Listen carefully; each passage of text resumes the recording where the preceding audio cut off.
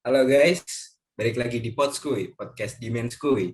Ngobrol santuy, pasti asik, Oke, kali ini balik lagi dengan aku Bima dan juga ditemenin sama teman aku. Aku Erci. Nah, di sini kita bakal nemenin kalian buat ngobrolin event yang baru banget dilaksanain di mesin ITS nih. Di podcast kali ini, kita udah kedatangan teman-teman yang kemarin berperan penting nih di salah satu event yang menurut aku tuh keren banget. Jadi kita udah kedatangan teman-teman dari Panitia KDDO 2021. Mungkin dari teman-teman yang hadir di sini bisa perkenalan nih sambil nyapa teman-teman pendengar kita nih. Ya, halo, aku Farel dari LBMM. Kemarin itu pas KDDO kebetulan aku jadi co-acara. Ya, halo juga teman-teman semua. Aku Bayu dari LPMM. Kemarin ke DDO, aku berperan jadi sekretaris.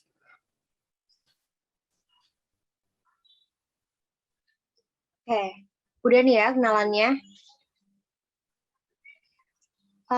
Cukup. Mungkin kita langsung masuk aja gitu ya ke pertanyaannya supaya nggak lama-lama lagi gitu kan. Karena sekarang kita ini topiknya lagi bahas KDDO, aku mau nanya deh, sebenarnya KDDO itu apa sih? Gitu. Ini aku coba jawab ya. Jadi KDDO itu kan maksudnya kita berada dari namanya dulu, kursus dasar-dasar otomotif. Jadi ini tuh event di mana diadain oleh Lembaga Bengkel Mahasiswa Mesin ITS. Nah, ini tuh bertujuan buat mengedukasi masyarakat-masyarakat yang masih istilahnya masih belum terlalu paham lah, maksudnya masih nol banget tentang otomotif. Nah, jadi di KDDO ini bakalan diajarin sebenarnya untuk otomotif tuh ada apa aja sih bagian-bagian dari otomotif, terusnya mungkin kalau KDDO juga ngajarin gimana cara kita troubleshoot kendaraan, servis kendaraan. Nah, gitu sih kalau pengertian KDDO secara umumnya, maksudnya secara general. Mungkin Bayu mau nambahin. Ya, aku jadi mau nambahin juga dari yang Farel.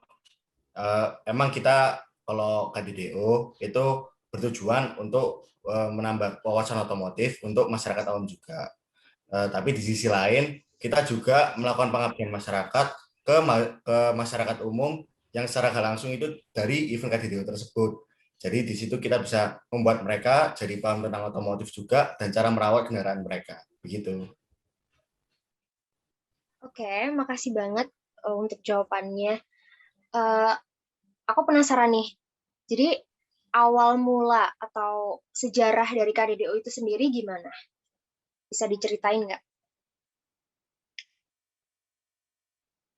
Ya, mungkin kalau awal mula terbentuk dari ini sih kayak eh, dibutuhkannya wadah buat pengabdian masyarakat dari lembaga bengkel mahasiswa mesin. Nah, makanya adanya KDDO ini kan tadi tujuan juga kan dari KDDO sebagai salah satu bentuk pengabdian masyarakat. Nah, kalau ditanya awalnya KDDO itu dari kapan, eh, aku juga maksudnya masih kurang tahu soalnya KDDO ini udah berlangsung lama lah. Aku nggak tahu awalnya kapan, tapi maksudnya kenapa dia dan KDDO yaitu tadi wadah buat pengabdian kepada masyarakat sekaligus memberi pengetahuan kepada masyarakat mengenai hal dasar otomotif. Nah, Iya, aku jadi mau nambahin juga, ya silahkan. Jadi sejarah buat KDDO ini kan kalau kita lihat kan di event selain di KDDO di LPMM kan ada Institute Up tuh, di mana kita melakukan pengabdian Yes. masyarakat secara langsung, kita merawat kok kita merawatnya. Kita coba servis motornya. Nah, di sisi itu kita merasa kalau kita cuma melakukan pengabdian masyarakat hanya lewat secara penerapan langsung, mereka nggak paham. Jadi di sini kita juga mau melakukan pengabdian masyarakat juga lewat memberikan pemahaman kepada mereka. Jadi bisa dibilang awal-awal uh, terciptanya KDDU itu kita ingin memberikan pengabdian masyarakat secara langsung dari bidang otomotif lewat cara pemahaman gitu.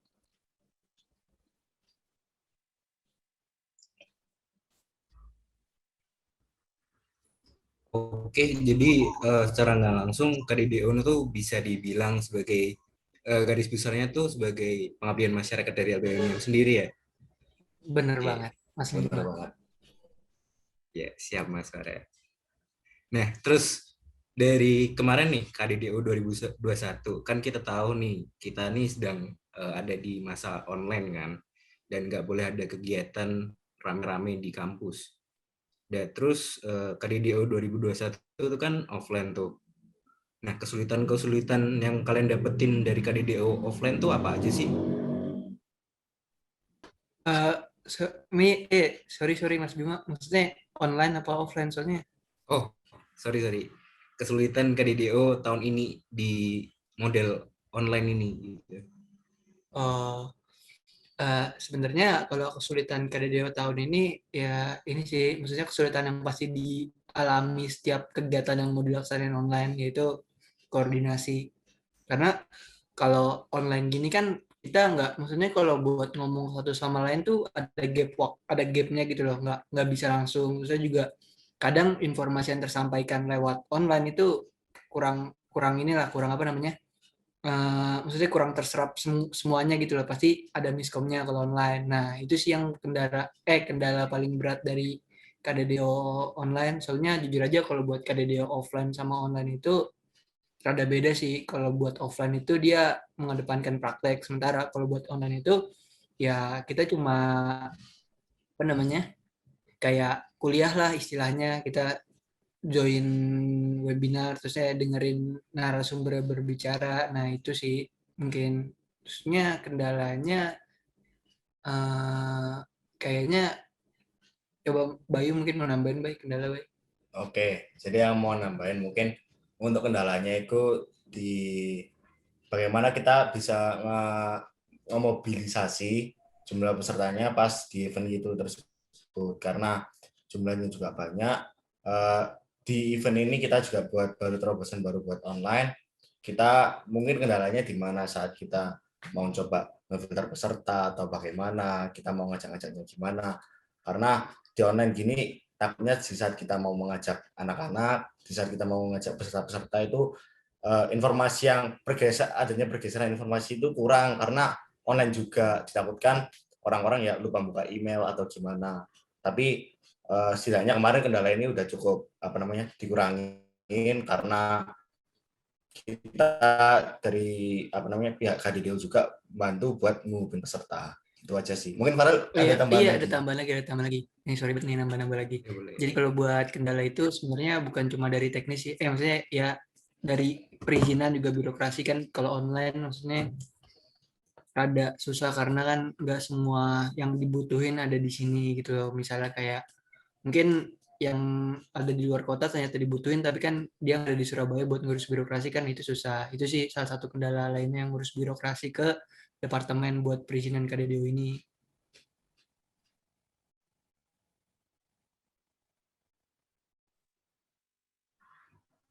Oke, udah nih.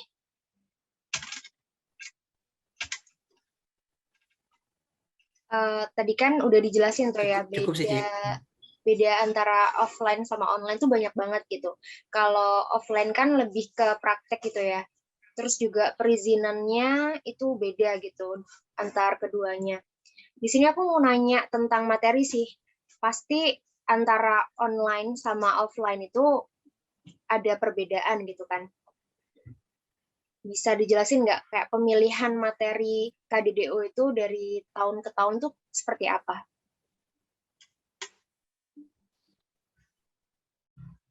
Ya, jadi kalau misalnya buat pemilihan materi antara offline dan online itu sebenarnya materi yang dibawakan itu nggak beda jauh sih. Kayak kemarin kan sempat nyinggung tentang prinsip kerja motor bakar dibuat di materi online. Sebenarnya kalau di materi offline itu ada juga materi yang namanya prinsip kerja motor bakar. Nah bedanya kalau di offline itu kita ya prinsip kerja motor bakar kan kita bongkar mesin, bongkar bongkar bongkar head, bongkar blok. Nah, kalau di offline itu, nah itu ada prakteknya gimana cara kita SOP buat bongkar bongkar head, bongkar blok, bongkar crank. Nah, itu bakalan diajarin di offline. Nah, sementara kalau di online itu kan kita cuma kayak dijelasin apa sih itu mesin, terus cara kerjanya apa. Nah, itu sih paling. Terusnya kalau buat materi-materi sih sebenarnya nggak beda jauh sih antara materi offline sama online, cuma cara pembawaannya, cara dikemasnya aja yang berbeda. Mungkin kalau yang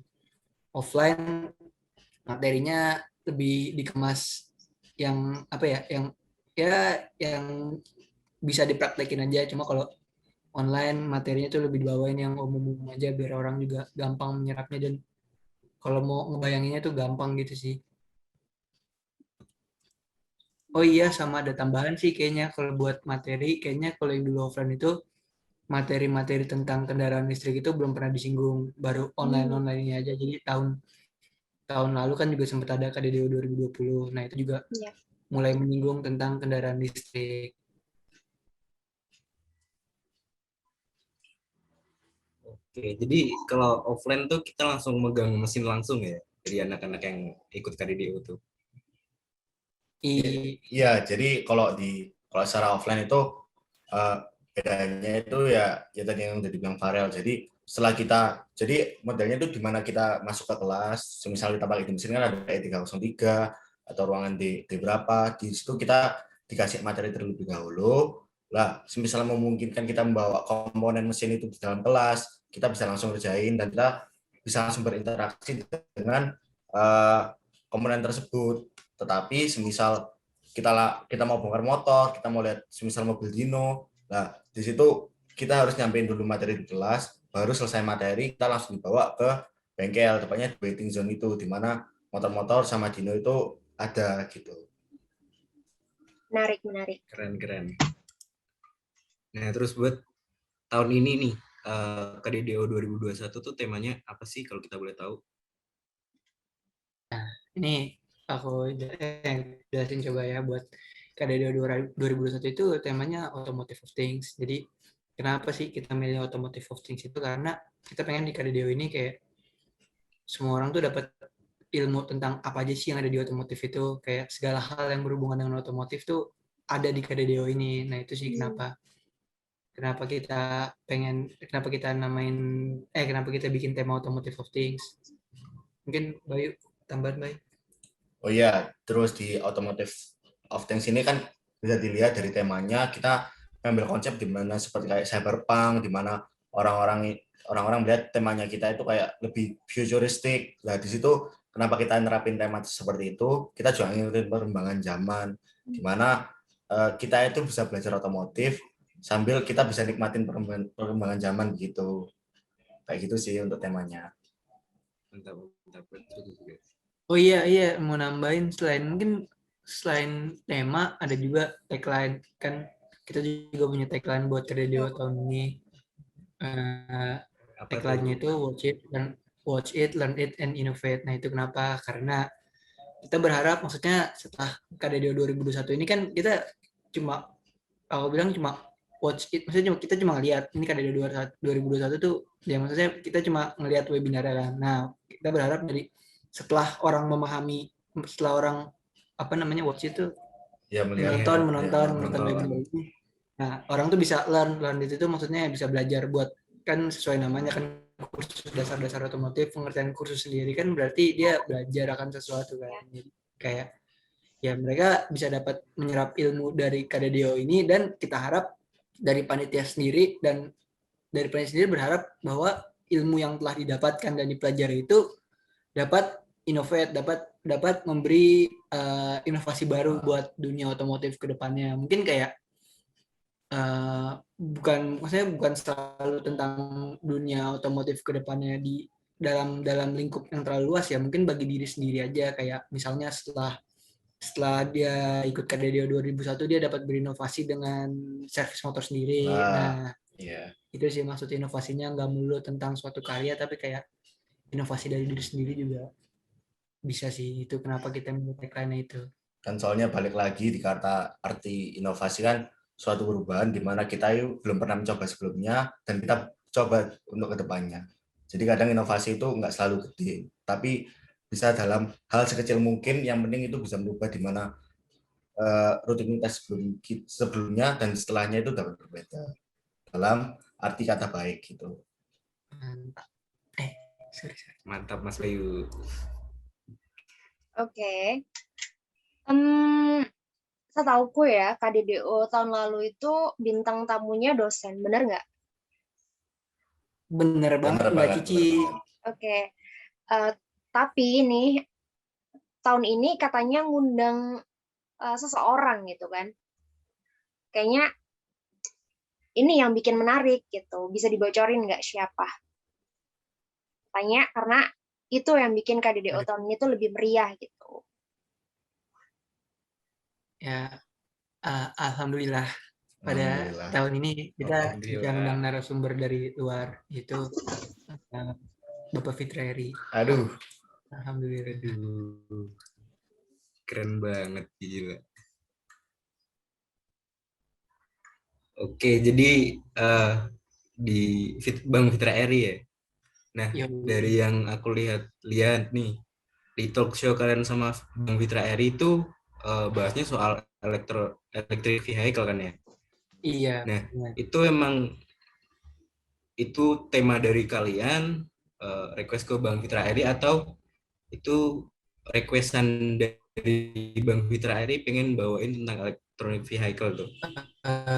Sebenarnya kalau buat materi dari Fitreri kan, maksud dari Bapak Fitreri kita tuh cenderung ke talk show. Nah, di talk show ini inti utama dari talk show bersama Bapak Fitreri itu kita kayak pengen ngebawa topik antara internal combustion engine versus electric vehicle. Jadi buat kendaraan dengan internal combustion pembakaran dalam dan melawan dengan kendaraan listrik. Nah, itu sebenarnya topik utama yang pengen dibawa talk show bersama Bapak Fitreri. Kenapa kita bawa topik itu? Karena pada sebelumnya ini nyambung sih sama sesi-sesi sebelumnya, materi-materi yang dibawa sama sesi sebelumnya kan ada topik khusus mengenai kendaraan listrik yang dibawakan oleh dosen Bapak Nurin Yarto. Terusnya sebelumnya juga ada materi tentang prinsip kerja motor bakar yang dibawa oleh salah satu anggota LBMM juga, itu Mas Diandra. Nah, di sini kenapa kita milih buat ngadain talk show kendaraan listrik lawan internal combustion engine, karena kita ngeliat ini sih kondisi zaman sekarang di mana kayak mobil-mobil listrik juga mulai rame, udah mulai banyak peminatnya. Dan sebelum mobil listrik ini kan maksudnya yang lagi nge-booming, yang lagi rame itu kan internal combustion engine atau mobil pembakaran dalam. Nah, di sini itu kayak Konvensional. ya kita pengen ngebuka pandangan orang-orang sih, maksudnya pengen biar orang-orang tuh terbuka gitu loh. Apa sih lebihnya dari kedua kendaraan ini, biar orang-orang juga tahu bakal, maksudnya ke depannya tuh kira-kira mana sih kendaraan yang bisa bertahan. Nah, terusnya juga sekaligus juga kita ngeberi pengetahuan buat ya perbandingan antara dua kendaraan ini kan, karena dua kendaraan ini emang lagi mendominasi kendaraan sekarang, yaitu kendaraan maksudnya yang lagi rame lah di Lain lah ya, dunia lagi gitu. bersaing. Iya. Ya aku juga mau nambahin juga alasan kita ngasih yang electronic vehicle itu kenapa? Karena semisal kita juga merasa kalau warga-warga Indonesia ini masyarakat umum juga kayak kurang pengetahuan juga tentang EV tersebut. Jadi di sini kita coba bantu mereka sih buat memahami pelan-pelan dasar-dasarnya gimana, terus coba bandingin sih sama kendaraan yang pakai internal combustion. Di situ mereka setidaknya bisa dapat pemikiran sama pandangan ke depan buat kita untuk kedepannya mau terus-terusan pakai mobil yang kita pakai sekarang atau kita mau beralih ke electronic vehicle begitu. Oke, keren banget sih. Terus boleh nggak aku tahu tanya dong dikit soal masalah electric vehicle. Menurut kalian nih, menurut kalian aja nih perkembangan electric vehicle di Indonesia tuh gimana?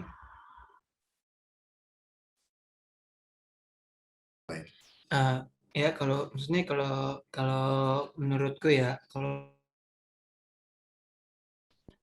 mungkin kalau misalnya dari aku ngambil dari dua sisi ya, dari sisi dari sisi kita sebagai konsumen sama dari sisi kita sebagai produsen. Karena ada juga tuh kita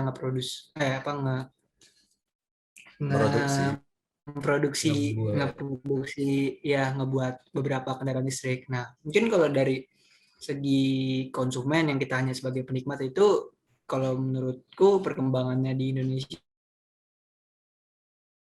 aku bilang lagi marak-maraknya lah orang berganti ke mobil listrik, karena juga didorong juga beberapa pakar-pakar otomotif yang mulai berganti ke mobil listrik. Nah itu kayak mendorong orang-orang juga buat berhenti ke kendaraan listrik. Udah mulai, maksudnya dibilang meninggalkan, nggak, cuma lebih beralih sedikit ke mobil listrik kalau buat perkembangan kita sebagai konsumen. Dan kalau dari sisi sebagai produsen, sebenarnya mobil listrik di Indonesia itu juga sebenarnya aku bilang ya nggak kalah hebat gitu loh sama yang lain-lainnya. Di Indonesia kan kita punya Gesit, yang mana dulu itu kan salah satu bagian dari produk ITS, dan pengembangnya juga mungkin salah satu dosen-dosen kita di teknik mesin. Nah, kalau menurutku ya sebagai sisi produsen kita juga sebenarnya nggak kalah hebat, cuma kurangnya masyarakat itu, maksudnya masyarakat tuh kurang, kalau aku bilang kurang, mereka ngelihat produk yang dibikin sama karya-karya anak bangsa tuh kayak, kalau menurutku ya pandangan pribadi secara subjektif masih terlalu sebelah mata lah kalau aku bilang, karena ya mereka pasti lebih milih kayak, oh ini aja lebih bagus dibanding produk ini, padahal itu produk karya anak bangsa yang kalau aku bilang hasilnya juga ya sebanding lah, maksudnya bagus juga. Terusnya kan juga ya kalau sebagai produsen sebenarnya Indonesia juga udah bagus kalau menurutku ya udah oke lah, maksudnya udah bisa lah memproduksi maksudnya secara produksi aja udah bisa. Nah kan cuma kalau memproduksi suatu barang itu bukan hanya tentang memproduksi barangnya bisa apa enggak, cuma kan ada urusan lainnya yang kita nggak tahu gitu sih. Ya, aku mau nambahin juga ke Farel. Jadi dari sisi lain juga kadang untuk beralih ke electronic vehicle itu yang sekarang mungkin yang menurutku juga ya menjadi permasalahan itu di mana orang yang menggunakan electric vehicle ini kalau aku lihat-lihat itu orang yang di mana ekonominya itu menengah ke atas, dikarenakan mungkin untuk motor udah ada Gesit kan yang harganya cukup terjangkau. Tapi misal untuk mobil itu sekiranya yang baru masuk itu Tesla dan mungkin yang terbaru Hyundai. Memang untuk harganya ya emang untuk kalangan-kalangan menengah ke atas atau di atas 500 juta lah. Jadi di situ orang-orang yang aslinya ya udah mikir buat pindah ke electric vehicle itu masih harus ditunda dulu dikarenakan belum ada harga mobil electric vehicle ini yang sekiranya pas untuk di pasar mereka dan segi ekonomi mereka. Dan di sisi lain juga kan kita nggak bisa bandingin kan satu kota sama satu lainnya. Misal di Jakarta itu udah banyak charging port buat electric vehicle. Sedangkan di Surabaya ini nggak sebanyak buat di Jakarta. Hal itu juga bisa jadi pertimbangan buat orang beli electric vehicle di daerah-daerahnya masing-masing. Kayak gitu. Orang-orang jadi lebih harus mikir, ini aku pengen berubah. Tapi kalau nggak ada akomodasi sama tempat buat aku servis rutin atau gimana, mending aku nggak usah beli dulu. Kayak nunggu dulu lah jatuhnya. Ya aku juga mau nambahin sama Farel, emang kalau masalah produksi yang sekiranya buatan Indonesia itu orang-orang Indonesia kayak kurang hargain sih. Aku juga nggak tahu kenapa ini budaya ini terus-terusan berlanjut. Mungkin karena bagaimana perspektif orang lihat barang-barang kita itu jelek, mungkin apa namanya gampang rusak. Tapi menurutku kalau emang kalian ya yang dengerin ini mau membuat sebuah perubahan, aku juga pengen coba deh kalian ganti perspektif kalian tentang produk-produk dalam negeri ini.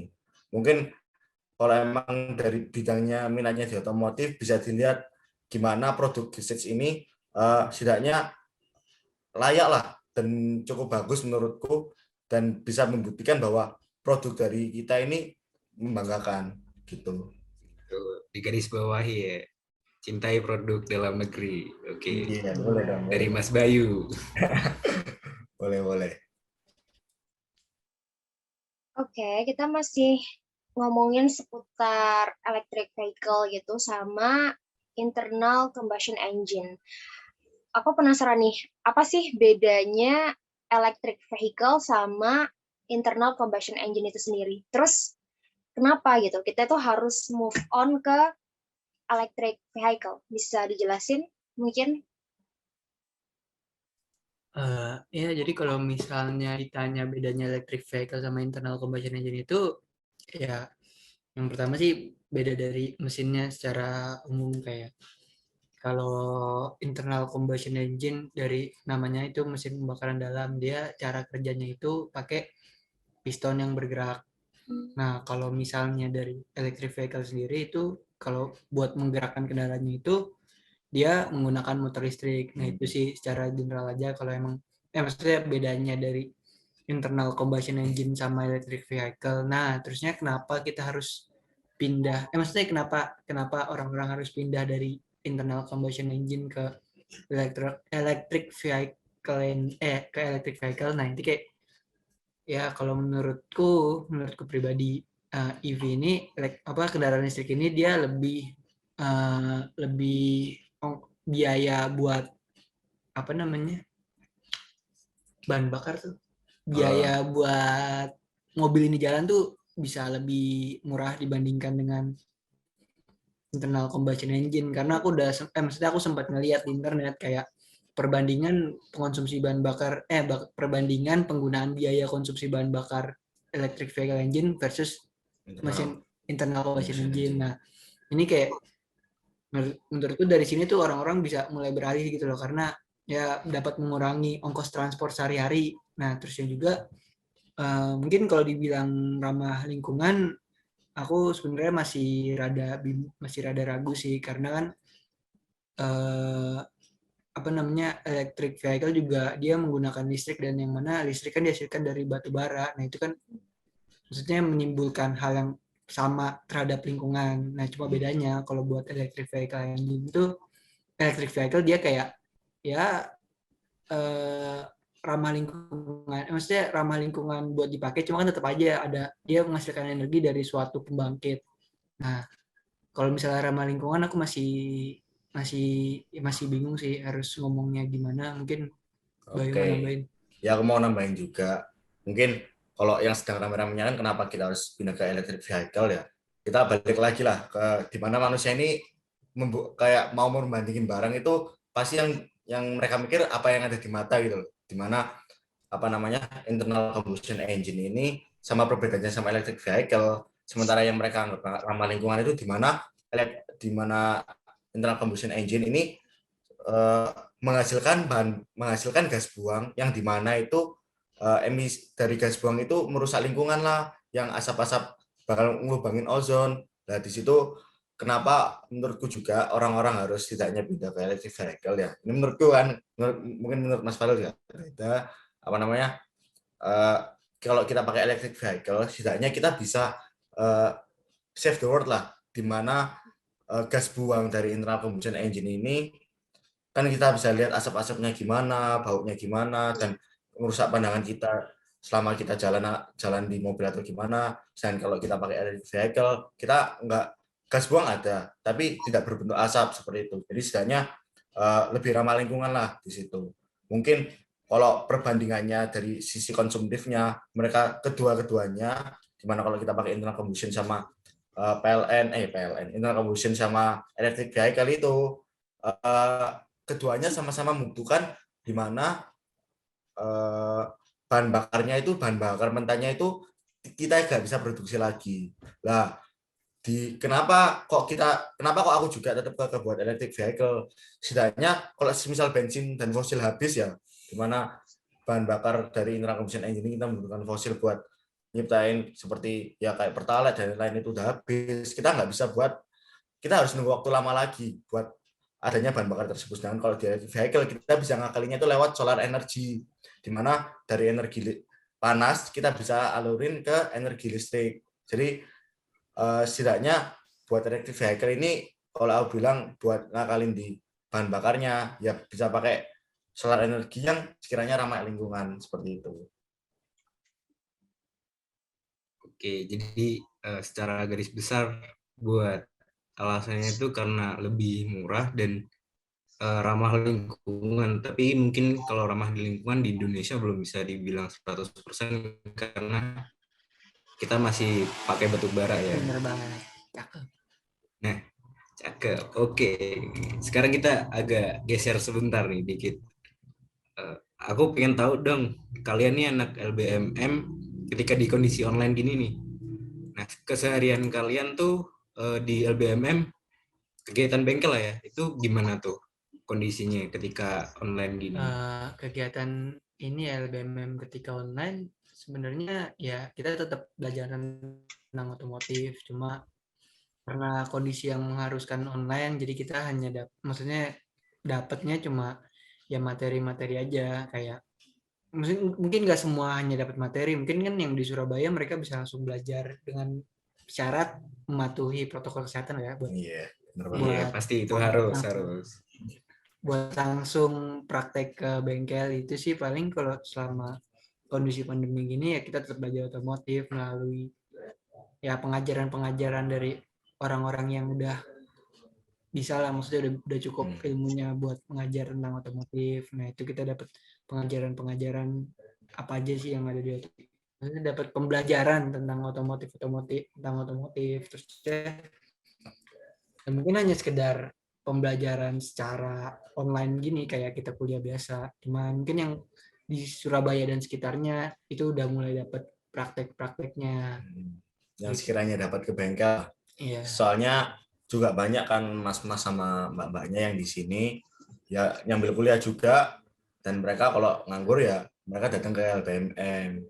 Situ sambil kita mematuhi protokol kesehatan, kadang aku ya sebagai anak Surabaya juga diajarin kok secara langsung, misal tiba-tiba disuruh bantu ngerjain motor, ganti oli atau apapun. Setidaknya sedikit ilmu yang kita dapat itu nambahin ilmu otomotif kita yang banyak. Oh iya, mau nambahin juga, maksudnya selama kita jadi anak bengkel tuh sebenarnya nggak selamanya kita berkutat di bengkel, kayak kita juga belajar tentang gimana sih kita ngegarap event. Nah ini kan kayak kemarin nih event yang udah alhamdulillah terlaksana, ada KDDO 2021. Alhamdulillah. Alhamdulillah. Kita belajar gimana cara manajemen suatu event. Nah itu sih yang dilakuin. Jadi nggak selamanya anak LBM itu berkutat di bengkel, tapi kita juga belajar gimana cara manage event dengan baik. Misalnya kita juga ya mungkin ngurus organisasi juga, selama yang ngurus organisasi secara online juga, gitu sih yang paling dilakukan anak LBM. Oke. Tadi kan udah disinggung gitu tentang event-event yang ada di LBMM nih. Selain KDDO sendiri, di LBMM itu punya event apa aja? Bisa disebutin mungkin? Ya mungkin kalau dari eventnya sendiri, kalau dari yang ada di yang maksudnya event-event yang aku bilang menjadi suatu event besar ya. Sebenarnya kalau event ada banyak, cuma yang aku sebutin yang bisa dibilang jelasin khususnya secara motif. Terusnya ada namanya itu Mechanic Skill Competition. Nah, Mechanic Skill Competition ini terakhir diadain itu 2018. Nah, ini tuh kayak mengundang pelajar-pelajar SMK yang mana pengen bersaing dalam bidang kemekanikan. Jadi kayak mekanik dalam artian mekanik otomotif. Jadi kayak sistemnya tuh kayak fokusnya lebih ke hal-hal otomotif. Nah itu kita terakhir 2018 dan itu kayak nggak mengundang seluruh sih. Jadi kayak kita ngajak siswa-siswa SMK, siswa atau siswa SMK yang pengen bergabung dengan event kita pokoknya di Indonesia. Nah nanti itu sistemnya kayak pertama itu ada sistem seleksi di daerahnya masing-masing. Jadi kayak misalnya dari mana, dari Semarang apa dari mana. Nah nanti mereka diseleksi masing-masing di daerahnya. Setelah mereka lolos akan seleksi diadakan di Surabaya di ITS sendiri. Nah finalnya itu ya yang dites ya kemampuan mekanik dari siswa tersebut. Jadi nanti ya siswanya dites, bisa dikasih kendaraan, ini harus gimana, ada tes tulis ya, ada tes tulis, ada prakteknya juga kalau nggak salah setahu. Nah untuk hadiahnya sendiri ada ya berupa uang lah, maksudnya ada ya uang dikasih, terusnya juga ada free pass masuk ke tim, cuma bukan S1 yang D3. Itu sih kalau buat MSC. Terusnya buat event satu lagi tuh engine tune up. Nah, engine tune up ini mungkin Mas Bima sama Mbak Cici juga sempat merasakan Iya, apa tahu. Iya, engine tune sempat up. rela juga buat membantu jalannya engine tune up. Engine tune up tahun 2020. Iya. Ya, misalnya engine tune up juga 2019 ada, 2020 ada. Nah, engine tune up sendiri itu apa sih? Jadi engine tune up ini dasarnya itu bentuk pengabdian, maksudnya sekali lagi bentuk pengabdian kepada masyarakat, karena LBMM ini kan maksudnya organisasi yang bergerak di bidang otomotif dan untuk maksudnya untuk mengabdi kepada masyarakat juga. Nah, makanya ada event engine tune up ini. Jadi bentuk pengabdian masyarakat itu berupa kita ngasih servis gratis ke ya masyarakat yang ada di sekitaran Surabaya. Sebenarnya nggak ada, ya pokoknya di sekitaran tempat kita deh, kita ngasih servis gratis. Waktu itu tuh kayak kita di lapangan oleh-oleh, di lapangan oleh-oleh kita tuh ngasih servis gratis, servis motor dan servis mobil ke orang-orang gitu sih kalau buat engine tune up sendiri. Ya kayak pengabdian secara langsung lah, dimana yang tadi berupa materi, sekarang kayak secara langsung ke masyarakatnya, ya di mereka. Ya bener banget Mas Bima. Sama aku mau nambahin, emang untuk event-eventnya sekiranya hasilnya juga banyak, tapi untuk yang 3 besarnya itu di ETU, MSC sama KDDO, karena patokan kita untuk sebuah event itu berjalan besar itu gimana untuk yang mengikuti lebih dari 300 misalnya itu. Kemarin kan untuk pesertanya kita bisa ambil ya 300 lah per hari untuk rata-ratanya, dan untuk MSC terakhir itu emang angkanya fantastis juga ya. Kita dapat angka 2000 untuk seluruh peserta yang join di MSC, dan untuk itu total keseluruhan motor sama mobilnya itu kita bisa ambil ya di angka, mungkin untuk motor mobilnya nggak mungkin di angka 300, tapi kan orang-orang keluarga yang punya mobil kan kalau bisa kita alokasikan ya pasti ya lebih kayak gitu. Oke. Keren sih, keren. Tadi untuk yang kompetisi buat anak SMA MSC itu kan terakhir 2018 ya? Iya, benar. Nah, untuk rencananya ke depan sendiri itu akan dimulai lagi atau seperti apa? Sebenarnya buat rencana kedepannya ada maksudnya sempat terlintas lah di benak kita sebagai anak LBMM buat ngadain MSC lagi. Cuma kan kita juga ngeliat kondisi kedepannya gimana. Mungkin kalau online begini terlalu banyak kendala yang memungkinkan. Maksudnya terlalu banyak kendala, tapi bukan berarti nggak mungkin juga buat diadain. Cuma kan kayak kita ngeliat juga faktor-faktor apa sih yang memungkinkan buat MSC ini terjadi. Nah, untuk kedepannya sih rencananya bakal ada, cuma untuk waktunya aja nih kita belum tahu kapan. Sama mau nambahin di Mas Farel, jadi untuk MSC artinya kalau buat tahun ini nih sempat terlintas sih buat diadain, tapi balik lagi apa sih yang dibutuhin masyarakat sekarang di tahun ini di kondisi pandemi ini, apa sih yang lagi dibutuhin? Pasti kan dimana kalau aku nangkep juga mereka kayak butuh karena bisa belajar secara offline, mereka kayak butuh membaca secara online juga. Jadi kita adain KDDU juga, sekalian nanti ada kayak bakti sosialnya. Jadi mau nambahin juga untuk KDDU ini ada di mana kita melakukan bakti sosial buat ngasih pengabdian langsung secara masyarakat. Jadi kita coba bantu-bantu dari hasil kita coba buat hasil donasi KDDU kita masukin ke di mana uang-uang yang terkumpul itu kita bagikan ke masyarakat sekitar, ke masyarakat yang membutuhkan seperti di Ponsos, Gojek, dan lain-lain seperti itu. Lihat dari itulah apa yang sekiranya pertimbangannya tahun ini sekiranya masyarakat umum butuh apa. Itu. Oke, keren. Nah terus ini nih dari kalian berdua nih, harapan kalian masing-masing kedepannya buat KDDU sama LBMM sendiri nih, apa tuh kedepannya harapan kalian masing-masing? Harapan gue sih kalau buat KDDO ya kedepannya mungkin bisa semakin lebih, nggak bilang semakin berinovasi lah, semakin banyak inovasi yang diterapkan. Dan itu sih maksudnya KDDO semakin ke depan semakin bagus, semakin banyak peminatnya, dan orang-orang juga semakin tahu bahwa ada loh wadah buat kita yang pengen belajar otomotif. Kalau buat LBM sendiri, ya aku berharap sih buat kedepannya semoga bisa makin bagus, makin jaya buat LBM gitu sih. Ya, mohon dari aku juga ya untuk hampir sama sih kayak Mas Farel buat KDDO ini. Aku berharap lebih baik ke depannya, dan aku berharap juga di mana kita itu ya semoga pandemi ini segera berakhir lah. Kita bisa langsung berinteraksi langsung secara lewat KDDO juga, dan kita bisa secara langsung ketemu dengan teman-teman kita maupun di LBMM maupun di departemen mesin kayak secara langsung gitu. Dan untuk LBMM ku ya hampir sama seperti Farel, tetap jaya dan tetap semakin berinovasi lah buat kedepannya. Gitu. Iya, menambah dan semakin banyak yang tahu tentang LBM.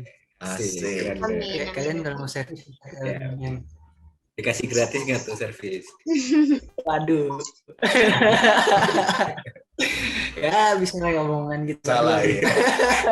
Tapi ini benar, semisal kalian yang dengerin nih mahasiswa ITS atau orang-orang yang setidaknya tinggal di daerah kampus ITS, bisa langsung datang ke sini aja, langsung dicek Gidot, kita langsung bisa terbooking motornya, dan kita bisa coba bantu lah apa yang harus dibetulin sama kendaraannya kayak gitu.